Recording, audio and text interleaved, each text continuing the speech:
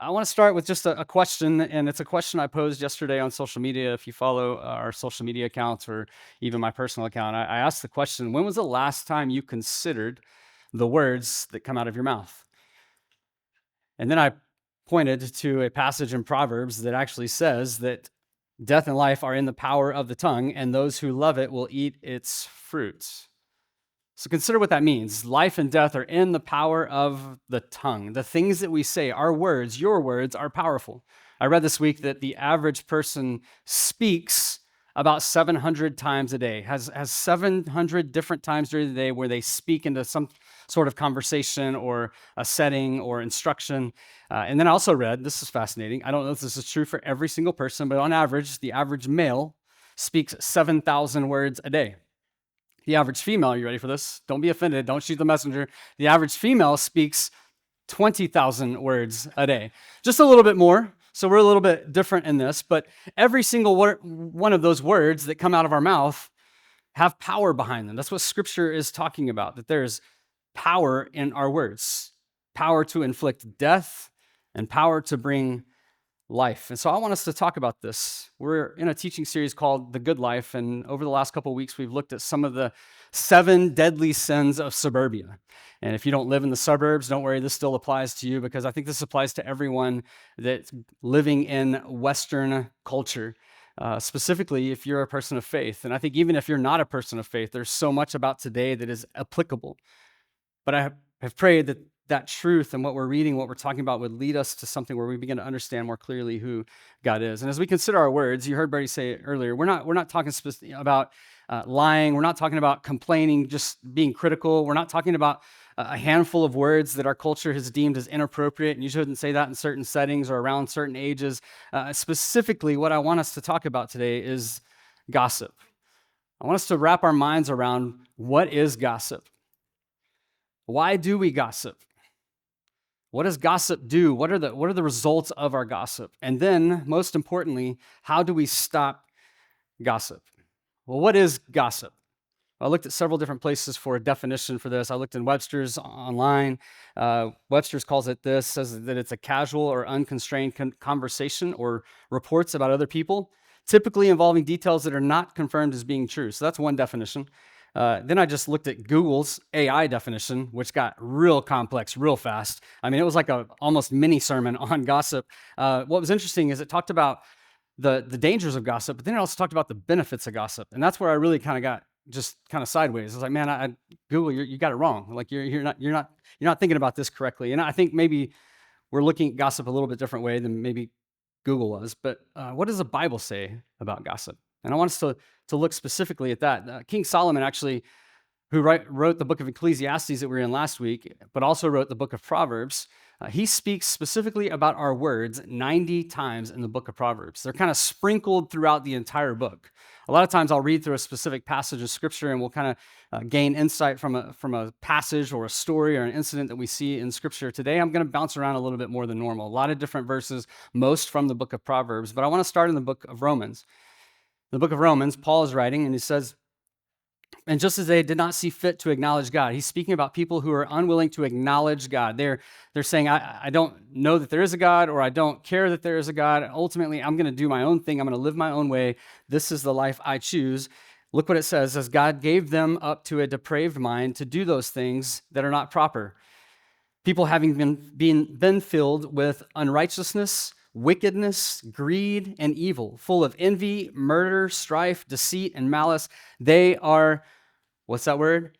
Gossips, slanderers, haters of God, insolent, arrogant, boastful. And it goes on and on and on. There's this list of things that are true about someone who says, I will not acknowledge who God is. I don't know if you noticed this, but those are some words that if you described my life with some of these words, I'd be really disappointed in myself. And right in the middle of all that, you've got murder and envy and greed and wickedness and then gossip. What the Bible is saying is that gossip is sin, very clearly. Gossip is not God's best for us. It is not God's way for his people. Dave Ramsey speaks about gossip, and he has a definition that I think is applicable to where we're going and with what Scripture sees gossip as. And it's this: gossip is when a negative is discussed with anyone who cannot solve the problem. That's a great definition for gossip. So what is gossip? Gossip is when a negative is discussed with anyone who can't solve the problem. But why do we gossip? Why do we do it? What is it about it that makes us kind of just live in it? I mean, it's pervasive in our culture. It's everywhere, but it's not just in our culture. Like when we leave this place, I would go out on a pretty big limb today and say it's probably happened in this place today, and we maybe didn't even realize it. We weren't even aware of it. This week, sometimes I'll go to a coffee shop because I get tired of looking at the four walls of my office at home, and I'll go to a coffee shop to kind of change the scenery and work on my message or work on some things that I need to get done. And this week, I was sitting at Black Rifle Coffee, and I got my coffee and I sat down, and shortly after I sat down, there was a gentleman that came in, and he had his backpack, and he's just one of those guys, you know, people like this, or you see people like this, they just look like they have it all together. Everything's proper. They're just well dressed. They look like they're on a schedule. They got things to do. And so he walks in, he orders his coffee, he sits down, quickly pulls out his laptop and starts working on some things. And then I just noticed, because he was sitting kind of across to a different table across from me, and I noticed he started to just seem frustrated and uptight. And he's picking up his phone, he's texting somebody, and then he's setting his phone back down. Deep breaths are coming out. And then all of a sudden there's a phone call. And this is where I kind of got a little annoyed because he didn't just pick up the phone. He picked up the phone, but then started talking on speakerphone. And then I was like, well, this guy doesn't really have it all together because nobody likes the person that wants to talk to someone in public on speakerphone. I don't understand that. He's talking to a female, and quickly I realized things aren't good. There's some tension. She's upset, and I'm thinking to myself, you know what? I've been in his shoes before. I forgot to turn on the crock pot that one time. I forgot to send that note with the boys to school. I get it. There's conflict in the house, and started kind of comparing a little bit, and they're going back and forth, and then finally he gets off the phone. Conversation's over, and I'm like, man, rough day. I didn't say that to him, but everybody's kind of watching him because there's just this tension. I started doing my work, and all of a sudden, door opens, and in walks this lady. And she's not there to order coffee. She walks over to his table, and they begin to have a confrontation. And it is awkward. It is uncomfortable. People are starting to kind of move around, and I just got my phone out, and I was just kind of like, let me just. They'll never notice. I mean, it was their world, and we were all just living in it. Let me ask you this. If you were just engaged in that story, ask yourself why. Because some of you, like I was 5 minutes into my message, and you were already dozing off, getting a head start on that Sunday nap, and all of a sudden I started talking about this and attention. Did you see it? That story's not true, by the way. I completely made that up. But that's what gossip is. There's something about it that we enjoy. Like it draws us in, and we think, man, I need to hear more. I need this. Proverbs 18 verse 8 says this: the words of a gossiper are like dainty morsels, and they go down into the innermost parts of the body. This Thursday, I was talking to some of the guys on the logistics team. We meet occasionally for breakfast early in the mornings, and we'll walk through different scriptures. And I was just I didn't have a specific scripture that we studied for this week, and so I just kind of gave them a little bit of a preview of what I was walking through and passages I was reading and thinking about this idea of gossip. And we read this passage and just kind of, what does this mean for us? And one of the guys on the team had a version of the Message Bible there with him, and he said, listen to how it says it in the Message. And so let me share that with you today. This is how the Message translation, which is a paraphrase of the Bible. I've got some issues with the Message, but I think for the most part, it's a good, valuable resource. But it says this about gossip: listening to gossip is like eating cheap candy, not dainty morsels, but cheap candy. Do you really want junk like that in your belly? Now, I can relate to that. I can understand exactly what that's saying because I like candy. A few years ago, I was fishing down on the coast a couple hours away, and I was exhausted driving home, and so I pulled over and I stopped in a little town called Bay City at a convenience store, and I had heard about nerd clusters, but I'd never eaten nerd clusters. And I was like, I bet those would probably keep me awake. Like, that's probably the trashiest candy I could find. And so I was like, I'm going to buy a bag. And the bag I bought was actually bigger than this because I needed a lot because I was really tired. And so I grabbed that bag and I got in the truck and I opened it up and I started eating nerd clusters. And I was like, oh, these are delicious. Like, these are sent from heaven. I don't know if you've had nerd clusters, but these are phenomenal candy. I love it. Now, if you start to read the ingredients on the back, you'll quickly realize there is absolutely nothing valuable about this bag of candy, except it kept me awake and got me home, okay? So we'll give it that. But if I continue to ingest nerd clusters, I would eat some now if it was okay, but the problem is I wouldn't stop at 6 or 7. I would continue to just eat and eat and eat, and I would eat the whole bag and it'd be gone. The problem is if we continue to ingest that kind of thing and it goes to our innermost parts of our body, it begins to have negative consequences on our body. It begins to do things to our body that we don't want it to do. The waistline gets a little bit bigger. Blood pressure goes a little bit higher. It's not good for me. Isn't it fascinating that the things that taste the best in our lives are often the worst for us? I hate that. I hope in heaven it's different, like donuts are like the protein when we get to heaven. I hope it's that way. I don't know that it is. Nothing in scripture points me to that. But gossip works like this. It is enjoyable. We participate in it. We like it. We're drawn into it, but the consequences are devastating. Why is it that we enjoy it so much? Well, I think there's a few reasons. Quickly, I think number one, it makes us feel better about ourselves.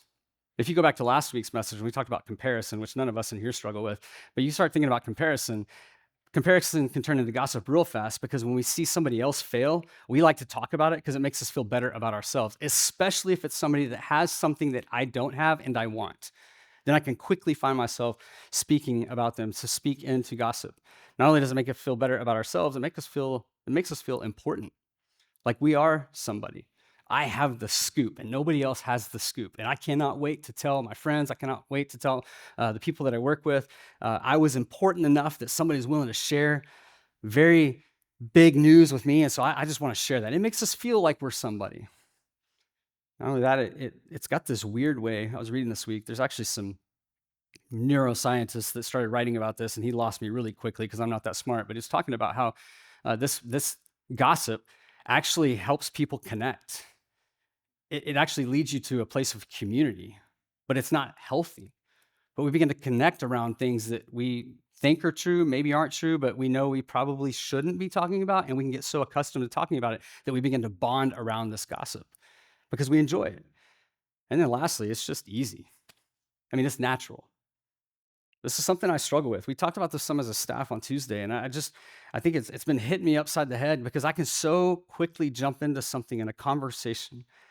Because if you're like me, it's always easier to talk about somebody else's issue, somebody else's problem, somebody else's struggle, somebody else's marriage issues, somebody else's addiction, somebody else's insecurity, failure. Because if I can focus on talking about them, I don't have to address mine. I can ignore my failures because I can stay focused on theirs. It's just easier to do that. So we enjoy it. Gossip is something we just participate in, and it's almost kind of the norm. As we think about that, what does gossip do? What are those consequences when we think about gossip and the fact that we do enjoy participating in it? We can so quickly do it, not just out there, but inside the church. What are these devastating consequences? Well, Proverbs chapter 16, verse 28 says, "A perverse person spreads strife or pain or hurt, and a slanderer separates close friends." So what does gossip do? Well, number one, I think we see here is gossip is hurtful. It brings pain. It can destroy relationships. It brings pain to the person who is being talked about. It brings pain to the people that are listening, and it can even bring pain to the people that are speaking it. Everybody is impacted in a negative way when there's gossip. I mean, you've experienced that. Maybe there was that day where you shared about your secret crush with that person you trusted, and that person went and told somebody else, and then they told somebody else. And then, long story short, your crush finds out, and then you're devastated because you have no chance with that crush anymore. And you were hurt, not because you didn't have a chance with your crush, but because the person you trusted let you down. That's painful. You shared a personal struggle.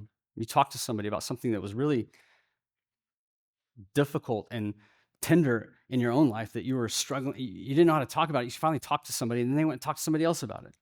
That brings pain in our lives. It leaves us in a place of embarrassment, insecurity, frustration, disappointed. And let me just say this. If you find yourself in a place where you've been impacted in a negative way because of gossip, somebody has said something about you, somebody shared details about you that you shared with them that you didn't intend for them to share with anybody else, just listen for a second, because I think this is true. But if you should ever find yourself a victim of gossip, of other people's bitterness or insecurity, because that's really where it all comes from. Gossip comes from a place of insecurity. Just remember that it could be worse, because you could be them. Because here's the danger in gossip. Yes, it hurts you, but there's also self-inflicted hurt that shows up later that we never see coming until it's too late. Gossip causes hurt. Proverbs 25, verse 9 and 10 says, argue your case with your neighbor and do not reveal the secret of another. Have conversations with someone. Talk about the things that are confidential about yourself and with that person. Have those conversations. But then it goes on, or one who hears it will put you to shame. Don't reveal those things. Keep those in confidence. And the evil report about you will not pass away. Oftentimes, when you start to talk badly about someone, you begin to share things about someone that are negative that you wouldn't say in front of them, but you will say about them. Oftentimes, it says a lot more about you than the person that you're speaking of. This is the trap of gossip. This is the danger. You'll often find yourself as a result of that in your hurt. You'll also find yourself in a lonely place because no one wants to spend time with someone that they're afraid of is going to put them on blast one day, like you just put somebody else on blast. Gossip is hurtful, but it's not just hurtful, it's divisive. That's what that verse is saying. It brings strife, but it also separates a friend, separates friendships, it separates a closeness. As you gossip, you create a divide between yourself and the person that you're gossiping about. But it also creates division between yourself and the one that is hearing the gossip come out of your mouth. I don't know if you remember this because maybe you're not as big of a fan of Taco Bell as I am, but in 2011, Taco Bell had a lawsuit show up because Taco Bell was talking about how they served beef and they were stating facts about their beef. And this particular company filed a lawsuit saying that Taco Bell's beef was only 65% beef and there was 35% additives with their beef. And then it went on to say, actually, the story could have died there with just the lawsuit. Nobody would have heard about it.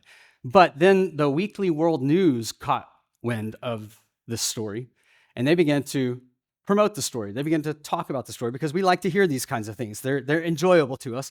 But in their article, they claimed that they investigated and found that Taco Bell used dog and cat meat from China in their tacos. Can we just say that that's probably going to have a negative impact on Taco Bell? They continued on. Taco Bell released its ingredients. They came out in full transparency and they said, no, our ingredients are not 65% beef. They're 88% beef, which I don't know that I feel any better about that.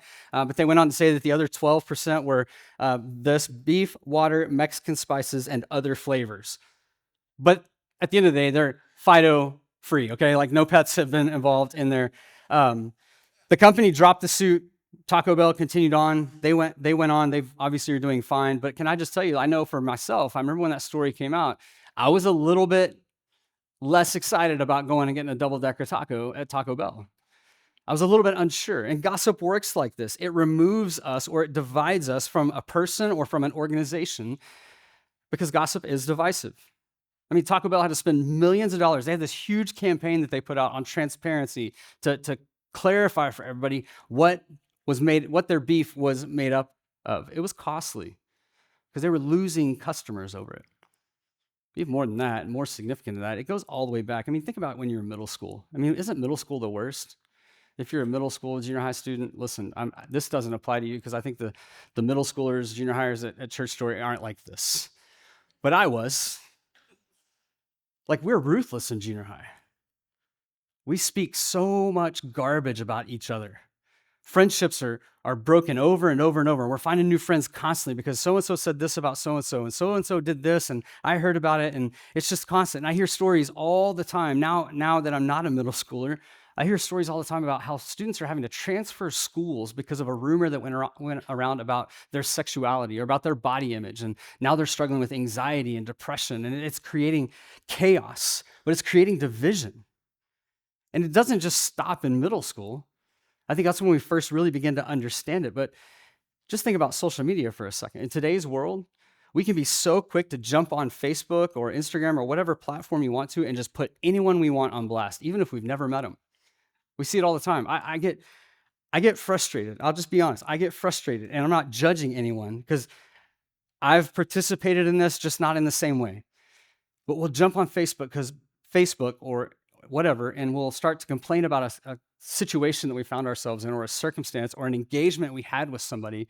that didn't meet our expectations. And so instead of trying to resolve that conflict or do anything with that person or that organization, we'll jump on Facebook and tell the world about it, which creates division because it leads people away from that organization. Because maybe the extra cook in the kitchen that day had to call in because they had a family emergency. And so your food was a little bit slower to get to your table and didn't meet your expectations. And so then you put them on blast. And now the company suffers, more people suffer. And this is what gossip does. Well, what about venting? What about when I go home and vent and talk about the bad day that I had? I think there's value in having people that you can process things verbally, but be careful. I had a seminary professor tell me this when I was in seminary, and he was telling us, and we were all going into ministry, and so he told us one time, he said, you've got to be careful what you go home and tell your spouse and your kids. Because you work at a church, you work with pastors who are human beings, which means that you're going to have problems occasionally. You're going to have bad days. You're going to have conflicts. You're going to have disagreement. And there's going to be times you're going to go home from work frustrated with somebody. Be careful, because if you're not careful, you'll start talking about that to your family, to your spouse, to your kids. And all you do is you talk about how awful everything is, but then you go back to work the next day and you resolve the conflict. Everybody's good. We're moving forward, but we never go back home and we remind our family of that resolution of the conflict. And so they're stuck in a place of bitterness and resentment. And then all of a sudden, they're not able to see your boss or your pastor or your friends the way that you do because they never had a chance to resolve the conflict. So we've got to be careful when we vent, because sometimes in our venting, we're gossiping, we're creating division, and we don't even realize it. What about this one? The meeting after the meeting. There's the big meeting. The boss calls everybody together to tell everybody about the new sales strategy and how it's going to help reach all the goals. And the meeting takes place. Everybody's a little bit skeptical. And so then the meeting's over. Boss goes on to do whatever he needs to do. And then there's that group. It's like, man, he's crazy. There's no way this sales strategy is going to work. He's lost his mind. Are you guys okay with this? There's that meeting after the meeting, or there's that big group text and everybody starts kind of talking about it. What does that do? It leads to division. And when there's division in a relationship, division in an organization, the mission stalls. You can't accomplish the mission that you're called to accomplish. It complicates it. Did you know that gossip shows up all the way back in the beginning?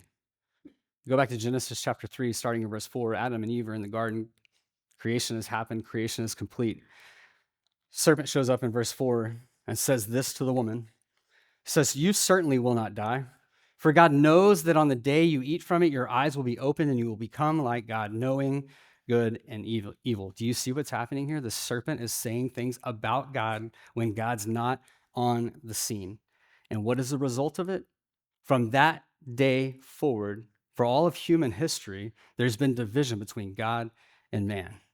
All because someone showed up and began to speak things that shouldn't have been spoken in that moment. Gossip is Satan's telephone. And it's so easy for us to pick up that phone and begin to talk and speak and do all the things that anybody else would do. This is why God hates gossip, because it's divisive. And God's not about division. He's about unity. I don't know if you realize this. One of the last prayers that Jesus prayed before he was arrested, before he went to the cross, we find in John chapter 17, verse 20. It says, I am not asking on behalf of these alone. Jesus is praying this. He says, I'm not asking on behalf of these alone, but also for those who believe in me through their word, that they may, what? All be one, just as you, Father, and are in me, and I in you, that they may also be in us, so that the world may believe that you sent me. This is significant. He's saying, I want them to all be in one, so that the world would understand something significant. Verse 22, the glory which you have given me, I also have given to them, so that they may be one, just as we are one. Again, you see this theme of unity. This is the prayer Jesus is praying. He says, I in them and you in me, that they may be perfected in unity, so that the world may know that you sent me and you loved them just as you loved me. Man, as I think about this, and I think about the church and the temperature of the church, what's going on in American Christianity, gossip is happening constantly. It is rampant in the church. It's rampant in the world. And unfortunately, it goes exactly against what Jesus was praying in this moment. Have you ever noticed that church people like to talk about other church people? That church people like to talk about other churches' problems? It's like Christians like to shoot their wounded. We hear about something. So-and-so, such and such church is struggling. Oh, what, man, I need the scoop on that. What's going on over there? Did you hear? I heard they were struggling. I heard attendance was down. Something had to have happened. Or so-and-so took some extra time off. Did you hear about that? There has to be something going on behind the scenes that they just don't want to tell us about. I remember I resigned from a church in the area a few years ago. And man, the stories that began to circulate and the questions people would ask me, like, come on, man, give me the scoop. What's going on? Like, tell me the real story. I know you got to be all like proper and polite and respectful, but come on, give it to me. I'm like, there's not a story. Why do you want the story? Here's what's crazy. Even with church stories, not churches, but stories that we hear about churches going on in our community, even here at Church Story, when we start going looking for the juicy, spicy details and we don't get them, have you ever noticed you're almost kind of disappointed? You're like, man, that's kind of boring. I was looking for a better story because I want the story. I want the dainty morsels. I want the scoop. That's something that we can fall victim to. Why is this dangerous? As I think about that, and I think about what Jesus is praying, nothing attached to that is in line with what Jesus is praying. I think about not just Church Story, but all churches. We need to understand that as followers of Jesus, as the Christian church, we're talking about all churches. And so we're all united around this mission to make the name of Jesus famous, to make the name of Jesus known so that people can understand the love of God and the plans and purposes God has for their life. And when we fail to push out the gossip, we're hurting each other and we're creating division that stalls the mission. Gossip creates division that stalls the mission. And it happens so often in the church, and I think the enemy is loving it. So how do we stop this? In the last few minutes that we have together, let's do something about this. How do we stop the gossip? I don't know. Just kidding. I don't know, but the Bible does. Proverbs 26, verse 20 says this, "For lack of wood, the fire goes out. And where there is no gossiper, quarreling quiets down." Now, I appreciate the imagery of fire here because I can connect to that because I think everyone is fascinated with fire. But Solomon is comparing gossip to a fire. So think about that for a second. When you consider a fire and what it does, a fire is either growing because there's more fuel, or a fire is burning out because fuel has gone away. There's not enough fuel to sustain the fire. If there's a lack of wood, then there's no fuel. Gossip, in other words, is like that. And what that means is that it can be extinguished. It can be put out. Smokey actually has a message for us about this. It says, only you can prevent gossip fires. I didn't have the Photoshop skills to add that in there, but this is kind of what I think, this is what this means. I think we all have a responsibility in this. Only you can prevent gossip. You have that ability. You have that opportunity. You have a responsibility in this. And listen, it's one thing to not speak gossip, but let's not forget that sometimes listening to it is just as dangerous and damaging. And so ask this question. As you're thinking about how can I stop gossip? How can I extinguish the gossip fire? Ask yourself this question. Are my words bringing life or are they bringing death? Because life and death are in the power of our words. So as I speak these words, as I listen to these words, is there life coming from these words, from this conversation, or is there death coming from this conversation? I think there's two specific ways we can do this. The first one is that we speak with graceful words. That when we're having conversation, we're in dialogue with people, we speak graceful words. Proverbs 15 verse 4 says, "A soothing tongue is a tree of life, but perversion in it crushes the spirit." That word soothing, it's this imagery, this idea of healing. It's not just comfort, but it's soothing, it's comfortable, it's gentle because it's trying to heal, to restore back to paradise is what that word actually means in the original language. So let me ask you this. When you think about your words this past week, were your words more healing or are they more destructive, more divisive, more painful? Because the opposite, if you're not healing, what does it say? It says that there was crushing of the spirit. It crushes the spirit. So think division. What's interesting is sometimes I think we feel the urge to share truth because it's true. And because it's true, we feel like we have the green light to share it. And so we just begin to say things, or you'll say something like this. I can do this sometimes. I already talked to so-and-so about this, so now I can talk to you about it. But really, I shouldn't. But for whatever reason, I can decide in my mind to think that that's okay. James 3 talks about this and actually defines this as cursing your brother. Not cussing your brother, but cursing your brother. There's a difference in cursing and cussing. A lot of Christians get really hung up on a few words, but then we'll spend an entire paragraph with sanitized words gossiping about their neighbor, gossiping about their friend. They'll say things like, listen, I don't mean to gossip, but I think you need to know this. Listen, if you have to preface anything with, I don't mean to gossip, stop gossiping. Here's another way that Christians can do this. Hey, y'all, I have a prayer request. I need you guys to pray for Chuck. Because I don't know if you've noticed, but Chuck seems to be getting a little close to Sally. Sally, the new girl, she just started working in the office. And, Sally's a little, you know what I mean? Sally, but they're staying at the office late. And I'm just not sure they're working. Or maybe they're working, but they're not working. And I'm just concerned. And so we need to pray for their marriage. It's like, what? And we'll use prayer request as the on-ramp to gossip. It's a dangerous thing. Or maybe it's not that. Maybe it's like this. You say something like, oh man, did you hear about William? Bless his heart. And then you tell a story about what William did that just was the most idiotic thing in the world. You know what bless your heart is actually interpreted as, right? He's a flippin' idiot. That's what bless your heart means. So if somebody ever looks at you and says, bless your heart, just know they're calling you an idiot. They're saying, he's not very smart. I'm smarter than him. Here's my point in all of that. Cursing your brother, cursing is much more significant than cussing. Listen, I'm not giving you the green light to just cuss all the time. That's a whole different subject for a whole nother time. But I think there's something significant when we begin to curse our brother, when we begin to speak things about them, and we begin to justify it in some kind of twisted, faith-based way. So we've got to be careful here. Proverbs 20, verse 19 says, one who goes about as a slanderer reveals secrets.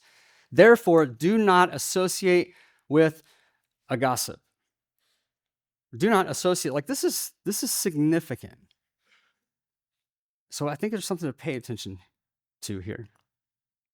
When you're talking negatively about someone or someone else, to someone else, ask yourself this question. Am I focused on healing and restoration, or am I focused on division? How do you know this? Well, a few things. One, is your motive love for that person? Is your motive for sharing what you're about to share love, care, compassion for the person? Or maybe another question to ask is there a clear benefit for sharing what you're about to share? Now, listen, in some instances, you might have a responsibility to share something with someone else about someone that is negative. If someone's about to hire someone and you know how things went at their last job and that they are under investigation for embezzling money, it might be okay to just share something with that maybe employer and say, hey, you might want to investigate that a little bit more. Maybe ask some more questions. Like there's times where I think that that's okay. There's wisdom in that. How do you know? Well, I just want to pray for him, Wes. And so I wanted people to know how to pray. Listen, if that's what it is, just keep that between you and God. God knows. You can say pray for so-and-so, but you don't have to give the whole story. Or maybe just ask yourself this question. Are you sharing whatever it is you're sharing because you simply enjoy telling someone? Is it dainty morsels? Is it nerds, gummy clusters? Because it's enjoyable. Listen, it's enjoyable, but it's gossip. And if it's gossip, it's sin, and it's not love. Oftentimes, healing is painful. So when you think about, is it healing and restoring? Sometimes if it's painful, it is actually healing. Because sometimes healing involves pain, but I don't want to glory in someone's shame. So what's the difference when we think about gossip? Talking a lot about speaking, but what about hearing it? Hearing it versus speaking it. A couple things. One, if you have something to say, never speak about it. Speak to someone about it. Speak to that person. I think that's important. But let's say you're in the office tomorrow and somebody comes into your office or into your cubicle or calls you on the phone and says, hey, did you hear about so-and-so? Let's say they start to throw someone on the team under the bus. What do? Do you just listen to it and then dismiss it and just not participate in it? Here's a couple things I think you can do. If someone comes in and starts to speak gossip, one, ask this question. Here's your response. Why are you telling me this? That's it. Just why are you telling me this? You're like, man, Wes, that feels really uncomfortable. It will be, but it could lead to healing. And healing is oftentimes painful. If that's too much, maybe ask this question. Have you talked to so and so about that yet? And then just pick up your phone like you're going to call them. I heard several years ago of a guy who was on staff at a big church in Dallas, and they had a rule, a staff rule in their on their team, and it was called the 24-hour rule.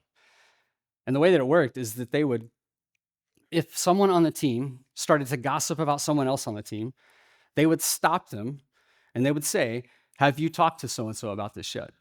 And if they said no, they would say, well, I'm going to give you 24 hours to go talk to so and so about this. And then in 24 hours, if you've not had a chance to do that, then together we'll go and talk to them about it. Now, that makes me really uncomfortable.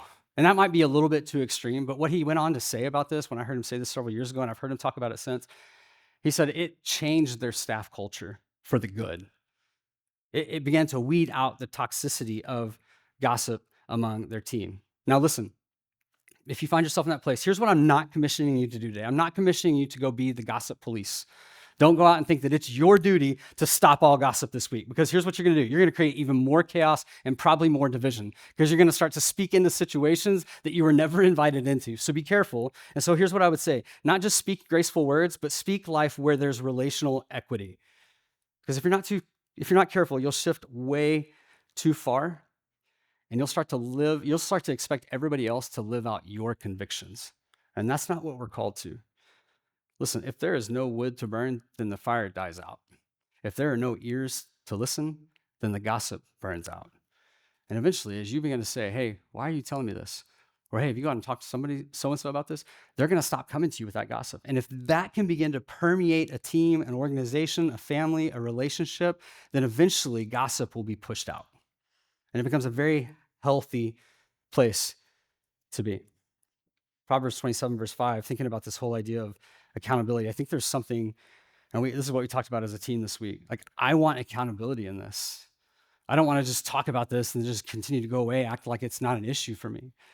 And so I think every single one of us in all areas of our life, specifically when it comes to gossip, who are you asking for accountability with? Your spouse, maybe your family, your kids, people that you work with, friends. Inviting them to hold you accountable, to say, hey, when you see this in me, I don't like this about myself, so I need you to help diagnose it and call it out when you see it. Maybe you don't have anybody like that. I think that's some of what was going on the story team this week when we got together as a logistics team. But having someone that can call out when they see the things in our lives that we don't want in our lives. That's what Proverbs 27 verse 5 is talking about. Better is open rebuke than love that is concealed. Better is open rebuke than love that is concealed. Here's what that means. As you know, I think very few people enjoy when you speak painful truth into their lives. In fact, I wouldn't say very few people. I would say no one enjoys when someone speaks painful truth into our lives. But if they're a friend, there's somebody that you trust that loves you and that loves God, then you'll welcome that because they see something in you that is destroying you. Now, if there's no relational equity there, then all you're doing is bringing more chaos. But to speak life, we must speak truth, even when it's painful to him or her. I say all this because I think this is where the church can thrive. Not where we just say, okay, there's gossip, we need to get it out. But I think this is where we can thrive and have life-giving words flow out of affirmation and being positive and life-believing relationships with one another. Because when we can believe in one another, when we can stay committed to one another and build in accountability and trust, even when it's painful, then I think what we'll begin to see is relationships that leave plenty of room for this kind of rebuke. Because a person is able to receive it because they know it's coming from someone who loves them, who cares about them, who wants what's best for them. Our goal as followers of Christ, because we've experienced this, is to restore and heal. Gossip doesn't do that. And so we need to call it out. We need to be intentional with grace, with a lot of humility, because humility always comes before healing. So ask these questions. When you're considering rebuke, you've got a relationship with someone, and they've asked you to help them with this issue. Here's some ways to consider whether or not it's your place to speak up. Ask this question: whose benefit am I speaking for? Is it for theirs or is it for mine? What am I trying to do? Is this about making me feel good and putting them in their place? Or is it done from a deep desire to heal? My wife and I are celebrating 19 years of marriage on Tuesday. I'm excited about that. Um, we actually went out to dinner last night, and the lady asked us if there was anything significant going on this weekend, and I was like, no. And then Brady's like, well, we're celebrating our anniversary. And of course, the girl was like, she was a young girl working at the hostess stand. She goes, how many years? And Brady said 19. And she's like, oh, wow, that's amazing. And I sat down at the table. I was like, she's probably not even 19. So yeah, it does seem amazing. But I am grateful for my wife. I'm grateful for my wife and my boys. I love them like crazy. And now I have 2 high school students. And so I'm already starting to feel, because all these people are posting pictures of taking their kids and dropping them off at college for the first time. And it's just a gut punch, because I know that day is coming. I deeply love my kids. I love you. I like you, but I deeply love my kids. I would do anything for my kids and for my wife. I'm crazy about them. Now, let's just say that I walk up on a conversation later today that you're having with another group of people, and you're saying something negative about one of my boys, true or not true, but speaking about something about them that you don't like, or that something you think is wrong with them, and I walk up and I hear that, man, I would be so disappointed. I would be so hurt and frustrated. I would have anger that would begin to rise up, which we're going to talk about anger and forgiveness next week. So if you have any kind of issue with that, which I'm sure none of you do, you need to be back next week to talk about that. But listen, if I walked up into that and I heard you talking about my boys like that, my first thought would be, who are you to talk about my son that way? Who do you think you are? You don't know him? And even if that was true, why are you talking about my kid? I would be so bothered by that.